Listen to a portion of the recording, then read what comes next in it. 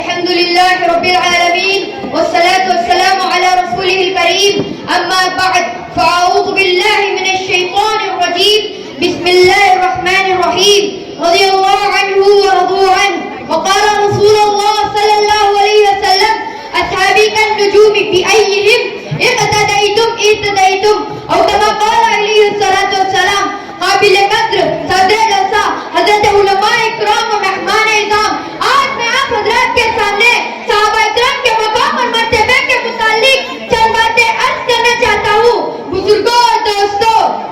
صحابہ اکرام ہمارے اوپر بہت سارا احترام، صحابہ اکرام مقدس حضرت ہیں جن کی محبت ایمان والوں کا قیمتی سرمایہ ہے، جن کے واقعات کا تذکرہ سے ایمان بڑھتا ہے، جن کی زندگیوں کو یاد کرنے سے قربانی کے جذبات انگڑائیاں لیتے ہیں، جن کی قربانیوں کے صدقے سے ہمیں سرکار مدینہ کی محبت ملی، آپ کی سنتیں ملی، آپ کی طاعت ملی، آپ کی غلامی ملی اور ایمان ملا۔ اور صحابہ اکرام کا ہمارے اوپر بہت سارا احسانات ہے اور ان کا بہت بڑا مقام ہے۔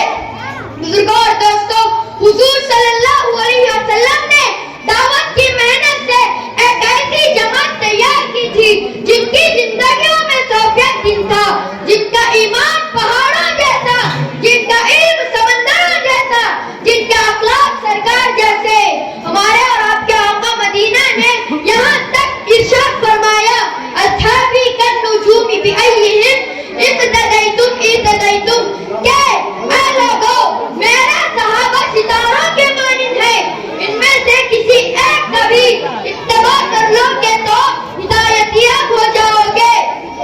حقیقت بھی یہی ہے کہ اللہ تعالیٰ نے قرآن مجید میں ایمان والوں کی جتنی خصوصیت اور جتنی صفات اور بشارتیں و عظمتیں بیان کی ہیں، وہ سب بشارتیں و عظمتیں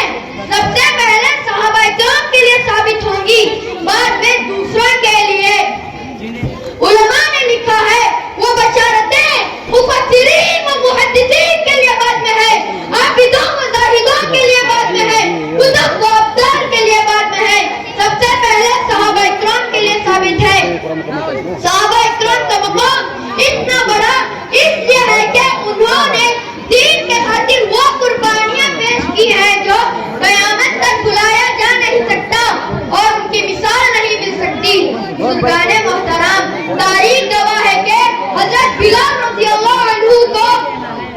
کفار نے لوہے کی زنجیر پہنا کر دھوپ میں ڈال دیا تھا،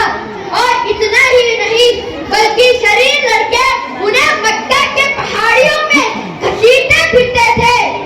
اس کے باوجود ان کے ایمان میں ذرا برابر بھی فرق نہیں پڑتا تھا۔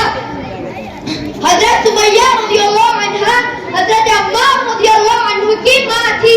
ایک دن دشمن